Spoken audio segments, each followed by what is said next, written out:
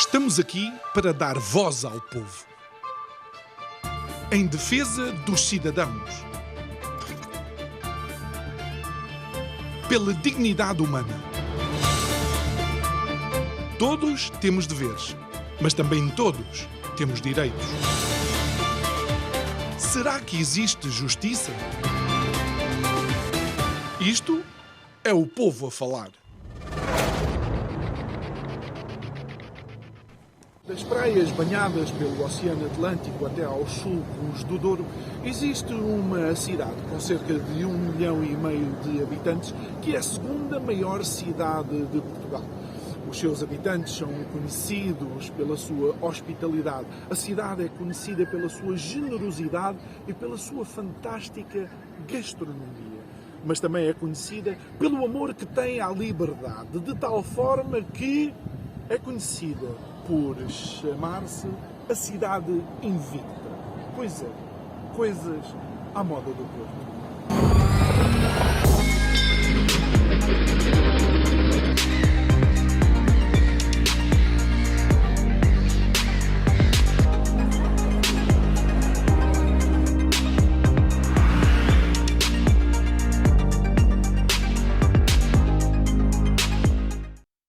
Olá, boa noite. Eu sou o João Nuno Pinto e continuo aqui na cidade invicta, cidade daqueles que amam a liberdade.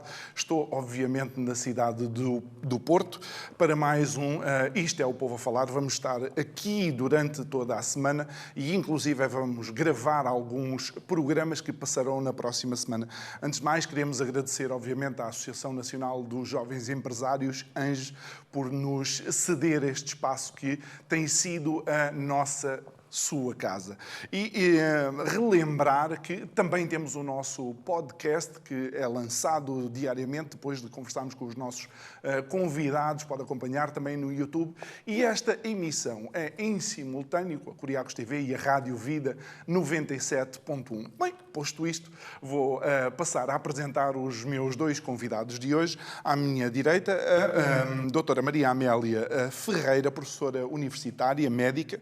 Em 2014 foi nomeada a diretora da Faculdade de Medicina da Universidade do Porto. Até ao dia de hoje foi a única mulher a ocupar esse cargo e é também provedora da Santa Casa da Misericórdia do Marco de Canaveses. Muito boa noite, obrigado por estar aqui connosco. E à minha esquerda, o Dr. Nuno Barroso, que é presidente da Associação Sindical dos Profissionais da Inspeção Tributária e Aduaneira, bem como, e isto foi confirmado porque já é desde 2015 também, o presidente da Rede Ibero-Americana dos Auditores Fiscais. Boa noite, obrigado por estarem aqui connosco. E a primeira pergunta é sempre importante plataformas como esta e outras virem e saírem de Lisboa para vir conversar com o restante de Portugal, doutora? Isso é uma pergunta ou é uma afirmação? Também é uma afirmação. Bom, eu não tenho dúvida que é o melhor modo de criar uma unidade em todo o país e não setorizar só estas apresentações em determinados locais. Portanto, aquilo que a vossa, digamos, o que vocês estão a fazer é qualquer coisa que, não sendo, ou melhor, sendo distintivo, é extremamente útil para manter a coesão territorial. Sem qualquer dúvida, com as diferenças, com as semelhanças, com as parcerias, com as idiosincrasias de cada um, dos convidados. Nós hoje aqui somos muito diferentes e mesmo assim somos portugueses. Somos portugueses, estamos em Portugal. Penso eu que gostamos de Portugal. Não tenho dúvida que o Dr. Nuno Barroso também gosta de Portugal. E um programa deste tipo acaba por dar a conhecer diferentes tipologias de locais, diferentes tipologias de vida, diferentes modos de ver, mas em qualquer modo com um objetivo muito comum, que é um objetivo digamos, de coesão nacional. Muito bem. E por vezes, mais do que políticas feitas de alguma forma nos gabinetes ministeriais, com todo o respeito pelos senhores ministros, é realmente este tipo de aproximação que faz com que Portugal e os portugueses se conheçam ainda mais, especialmente numa época em que vivemos a uma velocidade talvez excessiva. Eu acho que não é talvez, é claramente excessiva a velocidade. Eu acho que a professora tem razão quando diz que nós temos imenso orgulho em ser portugueses. E eu acho que nós podemos dizer que somos nortenhos, somos tripeiros, amamos a nossa cidade, mas ninguém acaba esta apresentação a dizer que não é português. Não, nós somos portugueses e temos orgulho em ser portugueses, seja em Trás-os-Montes, seja no Alentejo, no Algarve ou nas ilhas. A ideia de nós termos constantemente políticos que podem ter feito uma carreira inteira fora de Lisboa, mas que a partir do momento em que se sentam num gabinete ministerial, se fecham ao exterior, não é? Esse é o grande problema, é um dos grandes problemas deste país, é que depois esquecem-se de ouvir de forma muito próxima o problema das pessoas ou de quem conhece melhor esses problemas.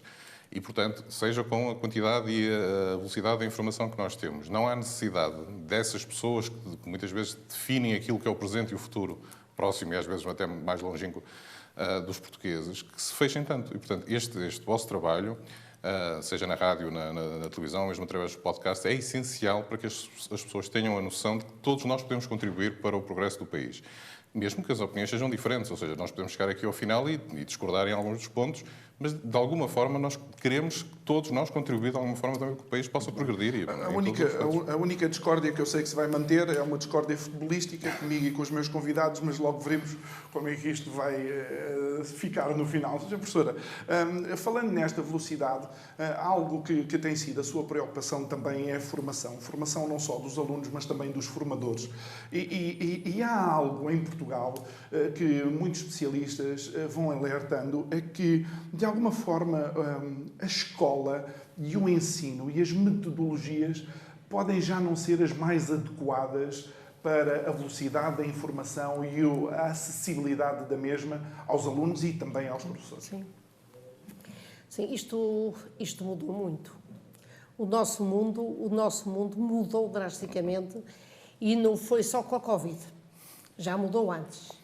E mudou a perspectiva.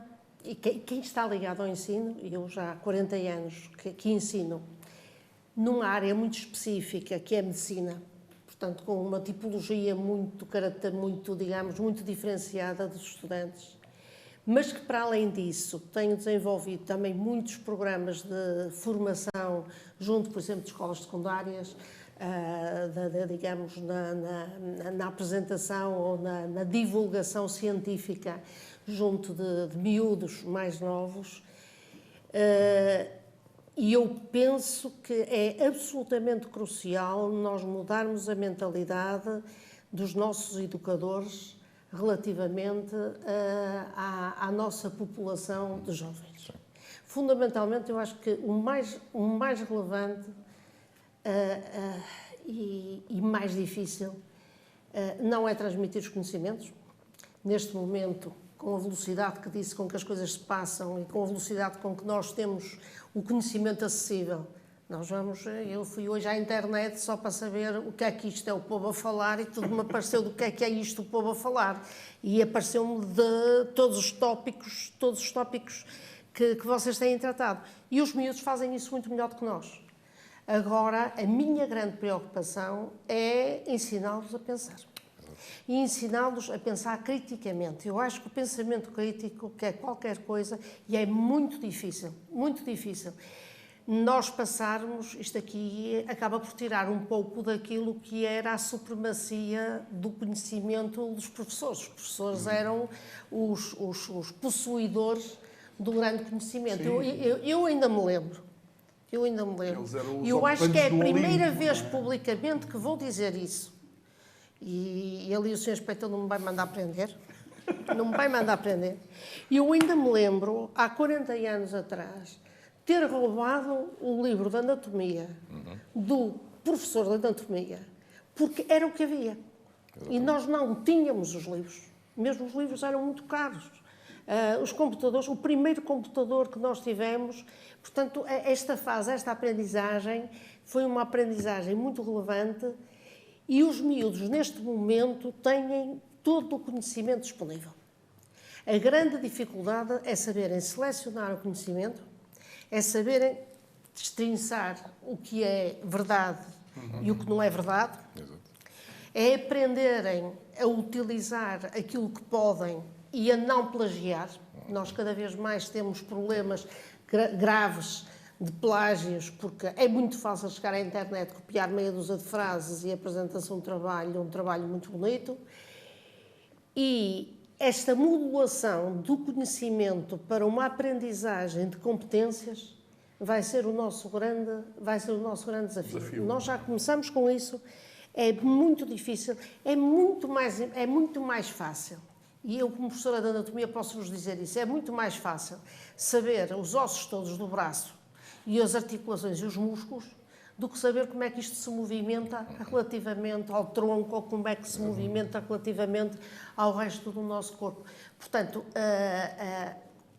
esta metodologia de ensino, aprendizagem e avaliação, que é um desafio enorme. Sim, se a avaliação continua a ser como é, só em termos de memorização, em termos de lembrar os detalhes, e isso aí tem sido muito discutido. Por exemplo, em termos de utilização de conhecimento. E não em termos da sua utilização, é um desafio muito grande. É um desafio muito grande para os docentes, que não foram educados nesse referencial, e é um desafio também muito grande para os estudantes, porque é muito mais fácil memorizar. Agora, que faremos um bom trabalho se modularmos o nosso, o nosso modelo, o nosso sistema de ensino e aprendizagem para isso, e já está a ser conseguido. Muito bem. Mesmo nas universidades, nós já estamos com essa preocupação. Já vamos falar um bocadinho também sobre aqui oportunidades, no fundo, estão diante do ensino para mudar esse paradigma, mas também é importante a formação contínua em setores empresariais e em setores, inclusive, que são os braços do Estado. E como é que tu, Nuno, vês, até como dirigente sindical e como alguém que deveria ter beneficiado dessa formação, a atitude dos diferentes governos em relação a isso? Deixa-me só começar por anotar uma coisa que a professora teve a oportunidade de transmitir. Se nossos educandos estão cada vez mais preparados para lidar com a internet e toda a informação que lá está disponível, a questão aqui era se os educadores estão a fazê-lo. E se nós estamos a formar educadores que estejam preparados para lidar com educandos, que tenham, se calhar, material muito mais sofisticado e acesso a muito mais informação e muito mais tempo livre também, se calhar, para poderem fazer um trabalho diferente. Quando nós olhamos para aquilo que é a capacidade profissional dos trabalhadores portugueses, e deixa-me só restringir à questão até daquilo que é a função pública em Portugal, nós começamos logo por ter um problema, que é a questão da idade. Eu olho para dentro da Autoridade Tributária e Aduaneira e, neste momento, nós temos uma média etária de 56 anos. Não é aos 56 anos, aquela história de um burro velho não aprende línguas novas, não é? Não é essa a questão. As pessoas estão preparadas para aprender. A formação que lhes tem de ser dada pode ser dada até em moldes um pouco distintos do que estar a dar formação a alguém que tem 25 anos e acabou de sair da faculdade. Mas, neste momento, nós não estamos a preparar suficientemente as pessoas exatamente para a velocidade a que a informação é dada, a velocidade a que o setor privado está a formar os seus trabalhadores altamente qualificados e, portanto, nós não estamos a conseguir acompanhar. Quando nós ouvimos sempre falar que um dos problemas de Portugal é a questão da justiça, que demora muito tempo. A justiça fiscal é quase instantânea. Eu, se entregar uma declaração de imposto, eu sei quanto é que vou pagar ou sei quanto é que vou receber. As pessoas que, por exemplo, estão a entregar essa declaração sabem o que é que fizeram? A maior parte não. Limitou-se a fazer um checklist dos valores, fez o ok e foi embora. Quem está do lado de cá, isto tem de fazer esse tipo de fiscalização ou tem de observar se os valores estão bem feitos. A maior parte das vezes não tem tempo para pensar e então limita-se muitas vezes a repetir as tarefas continuamente, quase num ciclo que não ultrapassa isso. E aquilo que nós desejamos sempre, deixa-me só dizer isto, é que essas pessoas sejam obrigadas a pensar. Claro. Sejam obrigadas a pensar porque é que eu estou a fazer isto, porque é que isto é feito desta forma e porque é que eu, enquanto um funcionário público, um servidor público, que vai obrigar as pessoas a uma determinada atuação, porque é que eu estou a fazer dessa maneira. Permita-me dizer, que eu creio que todos nós estaremos de acordo, que quando existem situações repetitivas, também é mais fácil a entrada da complacência na própria atividade. Ou seja, é mais fácil abrir espaço ao erro. Exatamente. E repara, deixa-me dar um exemplo daquilo que eu, enquanto dirigente sindical na APIT, nós temos feito. A partir de 2009, nós falamos com todos os governos de todas as cores. Desde 2009, portanto, passamos do governo de Sócrates, o governo de Passos Coelho de Portas, o governo agora do António Costa, os dois governos. E nós insistimos sempre, todos os anos fazemos isto. quando é que é criada uma academia da AT. Uma academia que forme os trabalhadores, os inspectores tributários, os inspectores aduaneiros, os gestores tributários, os gestores aduaneiros. Aproveitando aquilo que é o conhecimento da própria casa. Nós temos mais de 10 mil profissionais no país todo, muitos dos nossos profissionais são professores universitários. Vamos aproveitar esse conhecimento, trazê-lo para dentro da casa, aplicá-lo à prática, mas obrigar também a que as pessoas intervenham naquilo que é a parte teórica, ou seja, a legislação, como é que ela é construída. E repara que tudo isto acaba sempre por cair no mesmo ponto, que é os portugueses têm o direito de perceber o que é que lhes acontece, em todos os níveis. Quando estamos a falar do fisco ou das alfândegas, eles têm direito, ou devem ter o direito, têm o direito de saber porque é que as coisas se passam de determinada forma. Se tu receberes em tua casa uma notificação do fisco, a maior parte das vezes, uma parte dessa notificação, se tu não fores da área, é ininteligível para ti. Tu não consegues perceber porque é que estão... A linguagem... Exatamente. E repara que passou-se mais de uma década, isto é do início dos anos 2000, quando se dizia que toda a legislação deveria ser traduzida para português simples. Não era? Ninguém viu nada disto a ser feito. Então foi-se andando com aquilo que é mais fácil, que é, nós obrigamos, vocês pagam, nós continuamos em frente. O dinheiro entra e nós conseguimos fazer aquilo que, bem ou mal, são os serviços públicos que distribuímos à população. Mas em nenhum momento se pensa, por exemplo, a Academia da AT para formar aqueles profissionais e, ao mesmo tempo, porque não treinar, entre aspas, os portugueses para aquilo que é a cidadania fiscal. E eu acho que é interessante o Nuno apresentar esta questão, Sra. Professora, porque, na realidade, dois setores tão diferentes e que, no entanto, as problemáticas acabam por se sobrepor e cruzar. Sobrepõem-se e sobrepõem-se logo no primeiro nível, que é o nível dos formadores. Exatamente. É logo ao nível dos formadores. Os formadores têm que ser formados. Eu não tenho dúvida que os formadores, do ponto de vista técnico e do ponto de vista de conhecimento específico, não há problema. Exato. Nós não temos problema em relação a isso. Temos problema em relação a determinadas competências transversais, como é aquilo que disse, que se vem da mesma maneira é porque se faz da mesma maneira e se calhar faz-se mal. E, portanto, o desenvolvimento do pensamento crítico, do raciocínio criativo, da análise sistemática, é alguma coisa que é muito relevante. E, por isso, é que a formação dos formadores é extremamente importante. E é por aí que se deve começar. Pela formação dos formadores. Por uma coisa tão estranha, uma coisa tão... Nós, quando começámos na Faculdade de Medicina do Porto, e eu vou dar outro exemplo, eu já era professora catedrática de Anatomia, de Medicina, já era professora catedrática de Medicina, e resolvi fazer um mestrado de Educação Médica, em Cardiff. E foi um grupo muitíssimo interessante, de uma série de gente, eu era a única aqui do Porto, e havia uma série de colegas da Faculdade de Medicina de Lisboa, da Faculdade de Ciências Médicas de Lisboa, também um de Coimbra. Era um grupo de 20 pessoas, de 20 colegas, que eu penso que foi a grande volta no ensino da medicina depois de nós fazermos esse mestrado em Educação Médica. E o que é que nós fomos aprender? Olha, fomos aprender como fazer slides. Ainda há pouco estávamos a falar não sei quem, que tinha os slides de não sei quem, e eu tinha um slide com muita palavra. Nós fomos aprender a fazer slides, fomos aprender uns perante os outros a dar aulas. Fomos aprender a criar materiais pedagógicos. Fomos aprender a fazer corretamente perguntas de exames. Fomos aprender a avaliar corretamente os estudantes. Isto que parece uma coisa tão simples, com gente que já era toda especialista. Tínhamos especialistas altamente qualificados de todo o país. 20 pessoas ali. Eu acho que isto aqui também foi um exercício de humildade que nós fizemos, porque já éramos doutorados e tivemos que ter uma autorização especial do Ministério para fazer um mestrado, porque estávamos a passar de cavalos para burro, em termos muito práticos. Mas, portanto, a formação dos formadores é absolutamente fundamental e cada vez mais fundamental com os avanços tecnológicos que nós estamos a ter. E, portanto, não há modo de fugirmos disto. E é interessante, e vou lançar para o Nuno, mas depois trago para a doutora, porque realmente com o avanço tecnológico é um grande desafio para a saúde, até por causa da interação dos profissionais de saúde com os próprios pacientes. Nuno, o avanço tecnológico na área onde tu desempenhas as tuas funções, parece que consistentemente o bandido vai à frente. Parece que, inclusive, com mais rapidez, com mais sofisticação, e desculpa esta palavra, Não, mas é os claro, prevaricadores conseguem fazer o que não deviam, sabendo inclusive que a autoridade tributária e os seus profissionais estão limitados naquelas que são a sua capacidade de resposta. Exatamente. Não, a palavra que tu usaste é mesmo essa, é a sofisticação, neste momento, daquilo que são as grandes fraudes internacionais. Muitas vezes que surgem em grupos criminosos, espalhados pela Europa, espalhados pelo mundo inteiro. Aquilo que nós não podemos assistir realmente o problema que tu acabas por colocar em cima da mesa. Nós estamos sempre atrás do bandido.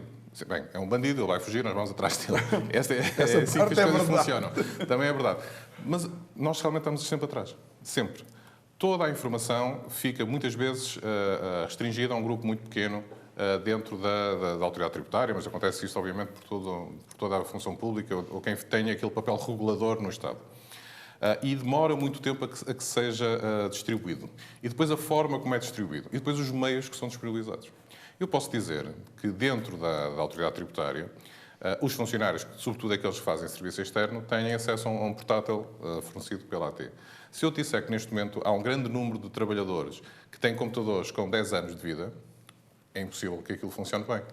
É impossível que eu tenha um computador de serviço, que vou utilizá-lo para ir à casa do contribuinte ou para ir à empresa, não é? Em que eu não o posso fechar. Porque se eu o fechar, vou demorar uma hora a que ele abra e se ligue novamente àquilo que é o sistema da AT. Isto são coisas que não podem acontecer.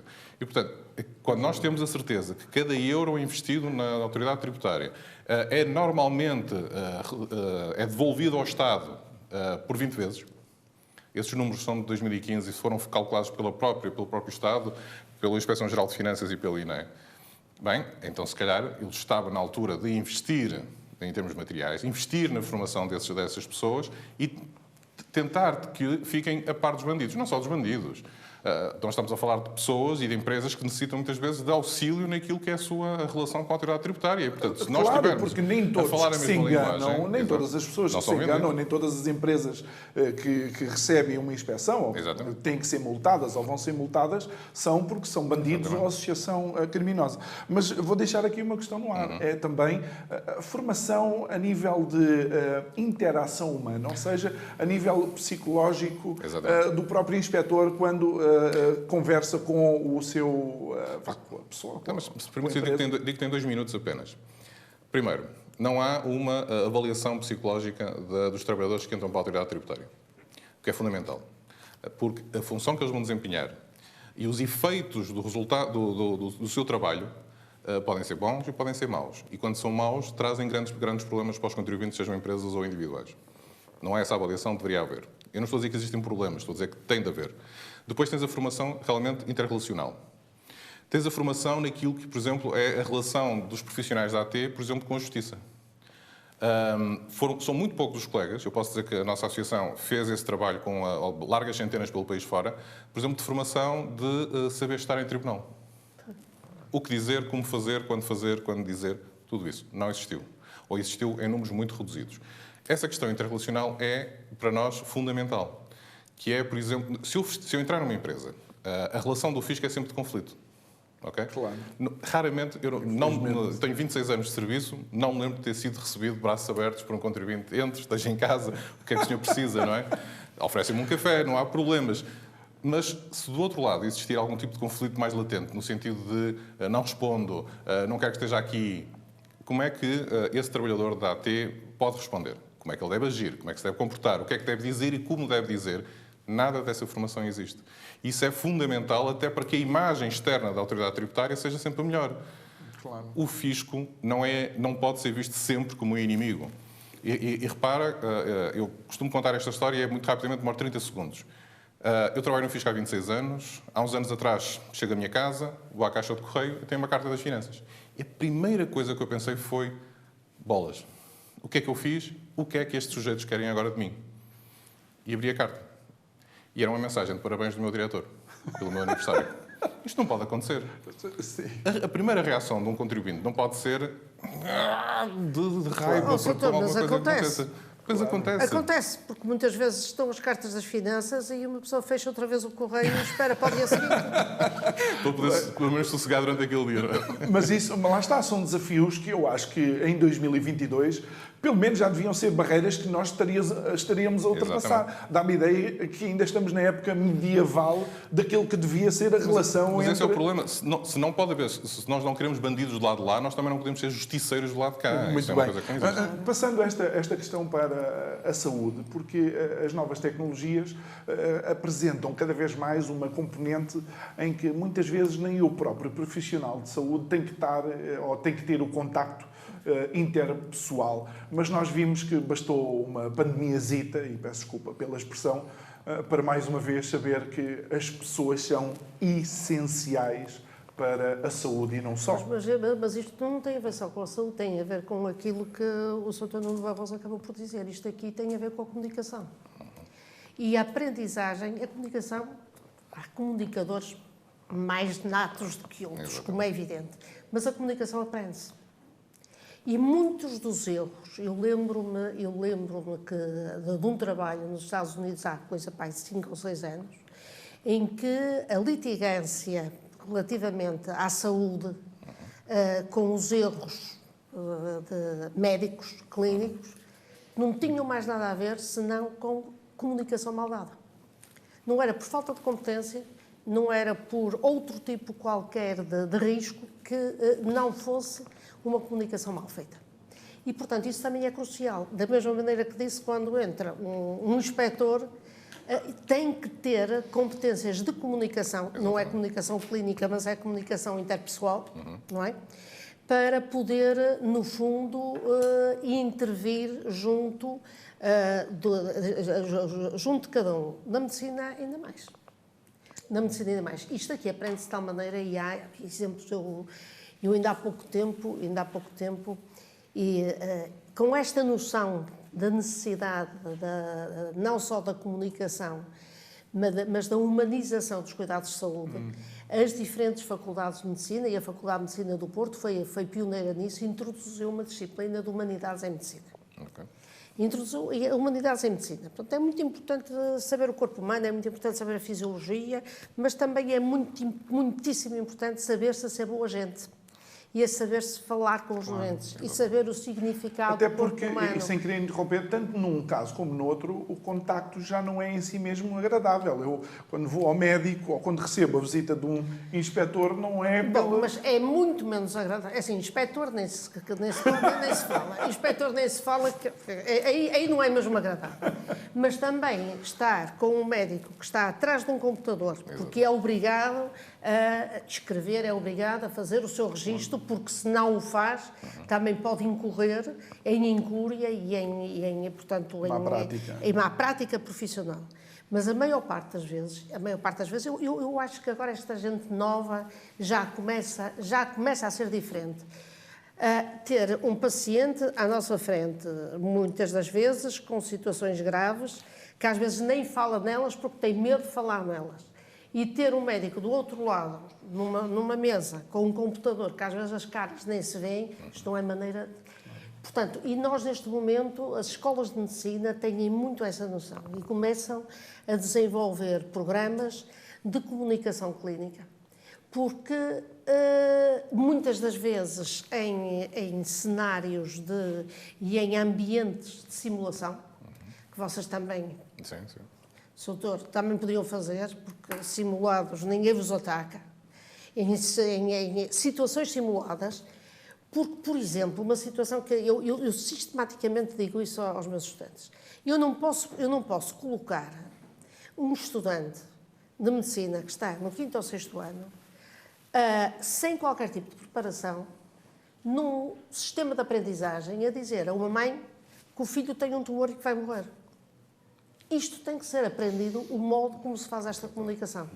E, portanto, hoje nós já temos meios e temos centros de simulação biomédica e temos centros de simulação clínica, que não é só para fazer o treino, por exemplo, das competências técnicas, não é? Que as competências técnicas, algumas, por exemplo, grande parte das atividades cirúrgicas já são aprendidas em meios simulados, em situações de simulação, com um treino simulado, mas a própria comunicação é fundamental que isso seja feito, porque de outra maneira é muito difícil, porque está-se a lidar com situações em que há uma vulnerabilidade muito grande de um lado, e eu assisti, por exemplo, a situações pronto, que são...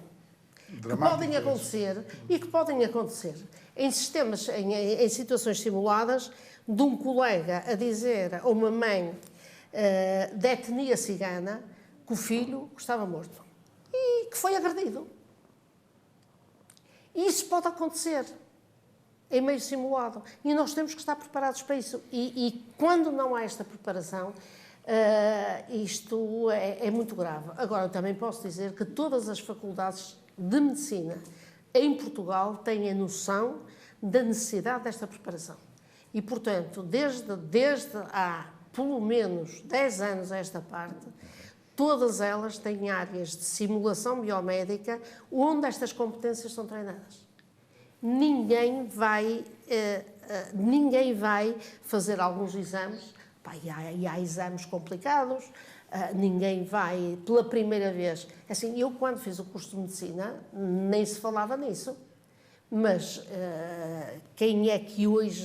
como é que hoje se aprende, por exemplo, a fazer um toque retal ou um toque vaginal, que tem que ser feito com toda a mestria para detectar patologias. Sim, são que podem situações ser invasivas, curáveis e importantes para cada uma das pessoas. Tendo o ambiente simulado... Com a simulação biomédica. Muito bem. Nuno, eu vou lançar esta questão para os dois, porque nós estamos a falar da vulnerabilidade daqueles que têm contacto com vocês, mas cada vez mais também se nota a vulnerabilidade dos profissionais de ambas as áreas. Ainda hoje, infelizmente, a notícia, a agressão, creio que é um médico num hospital. O que é que tens sentido em relação a essa exposição, por exemplo, que tem um inspetor da autoridade tributária? Eu reparo que nós vamos acabar sempre por cair um pouco na mesma resposta, que é a humanização da função. A professora falava da questão da violência clínica, que muitas vezes é levada a esse tipo de situações e que depois gera violência do lado do cidadão. Do nosso lado, nós temos de falar também um pouco disso, é a humanização desta relação. Mas é bidirecional, ou seja, não só o profissional que está do lado de cá, mas o cidadão que está do lado de lá tem de entender, tem de saber os seus direitos, tem de entender as suas obrigações, tem de perceber o que é que funciona, o que é um imposto, qual é o objetivo e o que é que deve exigir. Aquilo que nós verificamos, quando olhamos para dentro da Autoridade Tributária Aduaneira, é que o respeito não existe nem por parte dos governos que foram passando nas últimas décadas e não foi criada nenhuma base de uma cidadania fiscal por parte dos contribuintes, dos cidadãos. E repara, nós temos uma iliteracia fiscal absurda. Olha, fiscal, financeira.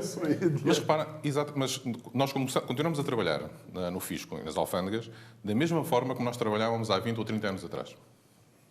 A relação e a forma como o funcionário é colocado na boca do lobo, de forma isolada, e mais uma vez, é a única inspeção onde sempre o funcionário trabalha sozinho, com exceção de um serviço central, mas em que trabalha sozinho, isolado. Usa a sua viatura pessoal. Na maior parte dos casos, dado que os computadores são a questão que nós já levantamos, utiliza o seu computador pessoal, o seu telefone pessoal. E nós temos situações de agressão, situações de perseguições de automóveis. Automóveis são arriscados, são incendiados, que também é uma coisa que já aconteceu, infelizmente, connosco. As agressões existem, seja em serviço de finanças, seja no trabalho dos inspectores. E em relação a isso, o Estado, na maior parte dos casos, há 20 anos dizia-nos, faz parte do serviço, você amanhã vem trabalhar, certo? E nós vamos trabalhar porque é a nossa função. Mas, ao mesmo tempo, este Estado conseguiu para todas as inspeções do país aquilo que é um complemento de inspeção, que é uma espécie, e vais-me permitir apenas, a expressão subsídio de risco. Qual é a única inspeção ao qual não foi atribuído o subsídio de risco? Aos inspectores da AT. E recusam-se determinantemente a fazê-lo. Mais uma vez, independentemente da cor do governo. Nem sequer discutem o assunto. Passaram 20 anos sobre essa legislação. Os processos estão em tribunal desde 2008. Passaram 14 anos, mas a Justiça também tem essa vantagem ou desvantagem. Passaram-se 14 anos, não há uma decisão final em termos de justiça e nenhum governo quer decidir isso. Quando nós muitas vezes falamos de falta de vontade de combater a fraude e a evasão fiscal, há falta de vontade de combater a elisão fiscal, que é o aproveitamento dos buracos na lei. A lei é muitas vezes criada intencionalmente com buracos. Eu acho que ninguém pode ter esse medo um de dos o querer grandes dizer. desafios. De Esta é uma das questões. Mas tudo aquilo que tem a ver com o posicionamento do inspetor perante o contribuinte e depois a forma como o cidadão também deve fazê-lo perante o inspetor ou o funcionário de um serviço de finanças, isso também é algo de formação. Uma formação que não existe em Portugal. E deixa-me só repetir para que a audiência e os nossos ouvintes entendam. Um inspetor da autoridade tributária vai e utiliza a sua própria viatura. Exatamente. Correndo o risco, obviamente, da matrícula ser reconhecida, Exato. de saber que aquela é a viatura, e depois, obviamente, acaba por estar a trabalhar em contexto. É como se estivéssemos na casa do inimigo, entre aspas. Eu conto uma história Às vezes sem rapidamente. aspas. Uma história é um facto, não é uma história. Eu vou contar em forma de história só para não ter de falar das pessoas e dos locais. Numa das primeiras operações de busca feita no âmbito da Operação Furacão, estamos a falar já há mais de 15 anos, é encontrado numa instituição bancária um saco de uma cadeia comercial com dinheiro vivo. De quem é o dinheiro? Não é de ninguém. Bem, tem de ser apreendido por quem estava a fazer a operação. O OPC que naquele momento estava a dirigir naquele local a operação eram os funcionários, na altura, da Direção-Geral dos Impostos. Muito bem, fizeram a apreensão do dinheiro, elaboraram o auto e agora o que é que fazemos com o dinheiro? Onde é que ele pode ser depositado? Muito bem. Tem de ser depositado no Banco de Portugal. O Banco de Portugal, isto aconteceu no Porto, o Banco de Portugal, no Porto, não tinha condições para guardar aquela... Não tinha condições, não o desejava fazer, eu não sei exatamente depois o porquê de não o ter feito. Portanto, teremos de o fazer em Lisboa. Isto acontece no final de uma tarde, esse dinheiro ficou guardado num cofre da Direção de Finanças, até a manhã seguinte, em que 2 colegas, num carro particular de um deles, fazem a viagem até Lisboa com esse dinheiro. A parte engraçada... São acompanhados por 2 viaturas da Polícia Judiciária. Um à frente, outro atrás. Mas o dinheiro não vai em nenhuma daquelas viaturas. Não é acompanhado por inspectores da Polícia Judiciária. São 2 inspectores dos impostos com dinheiro na sua viatura. Os acidentes acontecem, são 300 km até Lisboa. Portanto, nada disto faz sentido. E isto é não só o reconhecimento da função, não é? É a atribuição daquilo que é o essencial para que as pessoas se sintam seguras e se sintam motivadas naquilo, no exercício da sua função. Essa pode ter sido uma das situações mais graves pelas quais nós passamos. Mas, diariamente, aquilo que nós vemos é realmente os meus colegas, todos os dias, a saírem de sua casa com a viatura, em que transportam os filhos, em que estão com a mulher ou que estão com o marido, a deslocarem-se para a casa do contribuinte, para dentro das empresas, seja lá onde for, muitas vezes em locais em que a recepção telefónica não é das melhores, podendo acontecer tudo e mais alguma coisa e estão por sua conta. Muito bem. Relativamente a esta notícia que nós dávamos Relativamente, eu vi a notícia, foi uma notícia chocante hoje que surgiu, portanto, foi uma família que entrou pelo serviço de urgência agredindo violentamente os profissionais de saúde. Parece-me uma coisa destemperada, porque aquilo também que acontece, eu não sei os contornos, li com toda a certeza aquilo que também leu, estariam há muito tempo à espera, porque os tempos de espera muitas vezes são desesperantes para quem está à espera num serviço de atendimento permanente ou num serviço de urgência. De qualquer maneira, eu não faço medicina clínica e a experiência mais que eu tenho é a nível da Misericórdia, porque temos um serviço de atendimento permanente. E eu penso que estes 2 anos de pandemia levaram a um ganho de respeito pelos profissionais de saúde. Sim. Eu acho que eu isso sinto e que as pessoas acabaram por ser mais tolerantes em diferentes situações.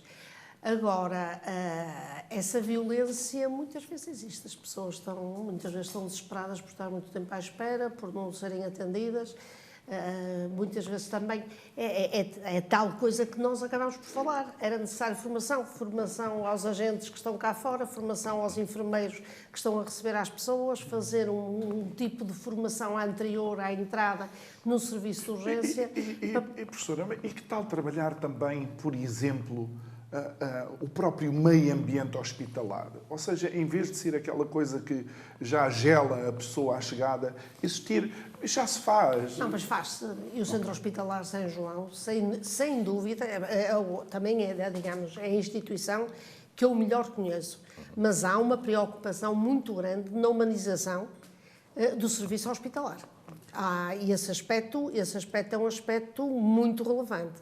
A humanização dos cuidados de saúde são muito relevantes. É preciso claramente haver a ordem em termos de acessibilidades. Não se pode entrar para o hospital de qualquer maneira, na medida em que cada vez mais a estrutura hospitalar é para situações graves. Exatamente. Porque as situações não graves começam a ser veiculadas e tratadas noutras áreas do Serviço Nacional de Saúde, mas a população hospitalar, e inclusivamente o próprio meio hospitalar, a própria arquitetura, e podemos ver isso, por exemplo, agora no novo Hospital Pediátrico do Centro Hospitalar São João, tem uma arquitetura muito, digamos, afável, quer para os familiares, quer para os miúdos. Que era uma coisa que não se via. Até em termos, não é novidade nenhuma. Nós temos cadeias alimentares de multinacionais que criam, por exemplo, preparam os móveis com um determinado intuito para quem utiliza essas cadeias alimentares. E a questão é esta, realmente, sendo a experiência hospitalar, ninguém vai lá porque quer visitar o hospital, mas pode haver ou continuar a haver esses cuidados. Tem que haver, porque a situação de estar num hospital, de ter que ter acesso a um internamento, é de uma violência muito grande. As pessoas não sabem. A iliteracia em saúde também é grande. Também falávamos há pouco da iliteracia fiscal, mas a iliteracia em saúde também é grande. Quando vão ao Google, a desgraça ainda aumenta mais, porque morre tudo. A coisa ainda agrava mais. E quando vão procurar sintomas também já têm tudo e mais alguma coisa.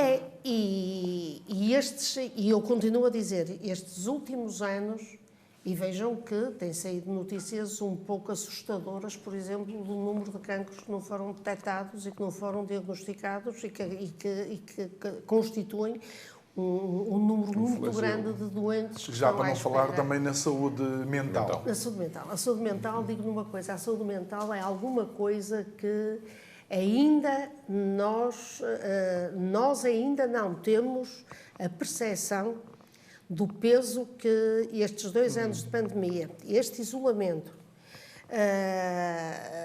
dos mais jovens, dos miúdos mais pequenos e dos idosos vão ter. Eu posso lhe dizer que, por exemplo, nós neste momento, na Santa Casa da Misericórdia, lá do Marco Canaveses, ganhamos um projeto das Parcerias para o Impacto, que é um projeto da Comunidade Europeia, para consultas de psiquiatria e psicologia para gente com mais de 65 anos. Porque temos gente isolada, gente que não contactou com mais ninguém, com problemas muito complexos, e as instituições, neste momento, estão muito confrontadas com o problema da saúde mental. A saúde mental, sem sombra de dúvida, que estes 2 anos foram anos absolutamente marcantes em termos de, fundamentalmente, aquilo que era a nossa maneira de viver.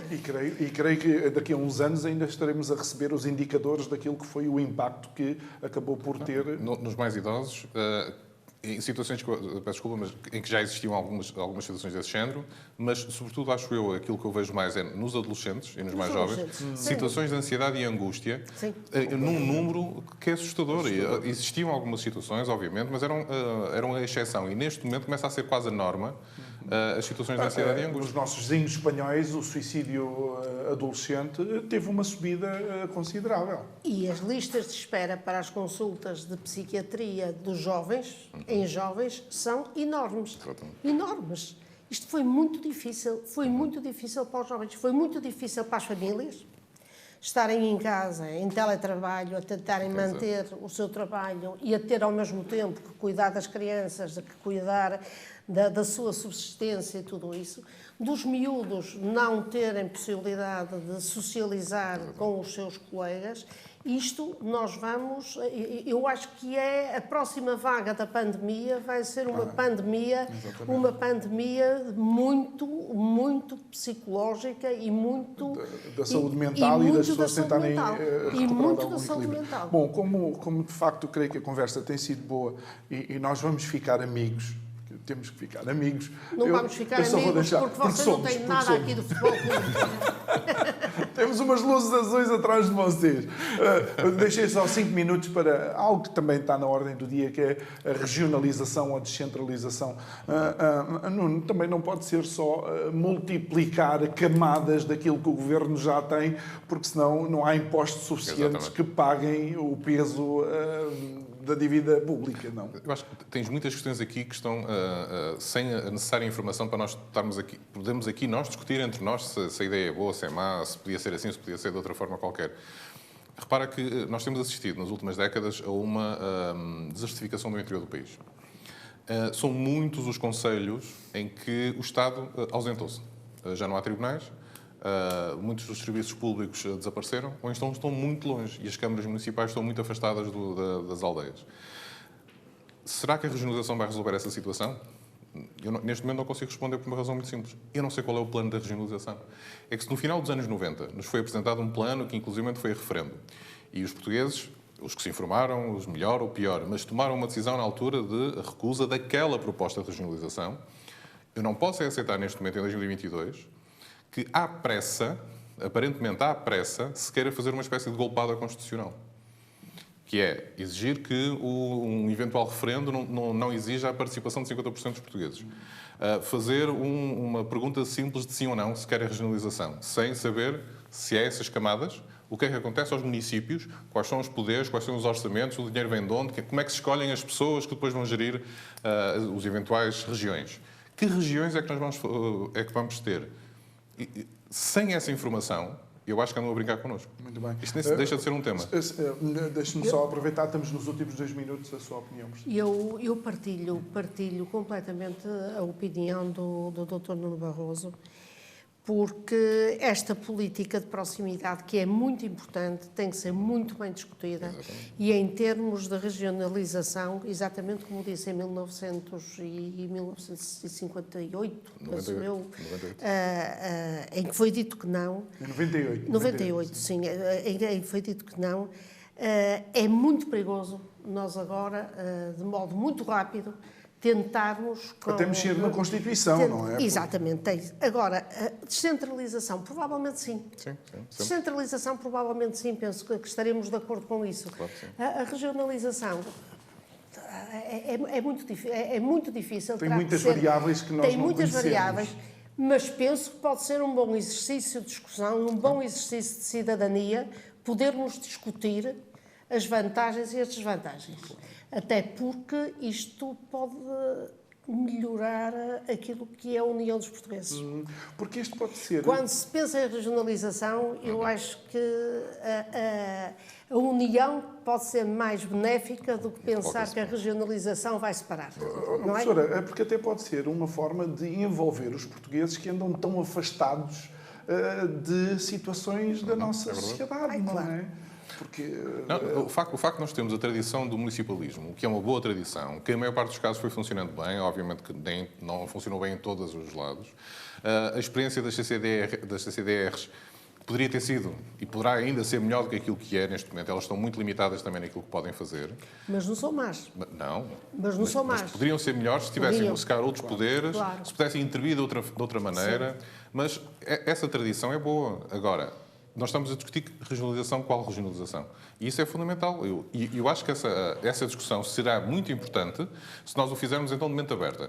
Vamos discutir a descentralização, como é que poderia ser feita ou aprofundada. A regionalização pode ser a solução, ou seja, nós passamos a um outro patamar e esta é a nossa proposta, então vamos discuti-la. Claro. Nós podemos chegar à conclusão que seria a O melhor que solução. é irreversível é o relógio e nós chegamos ao final do nosso programa. Só me resta agradecer à professora Maria Amélia Ferreira e ao Dr. Nuno Barroso a vossa participação. Quero-vos agradecer também ao facto de terem sido e estarem a ser realmente afáveis para com um sportinguista. Quero agradecer também a todos vocês que nos acompanharam. Amanhã continuamos aqui no Porto, na Cidade Invicta, quando consigo. Boa noite. Até amanhã.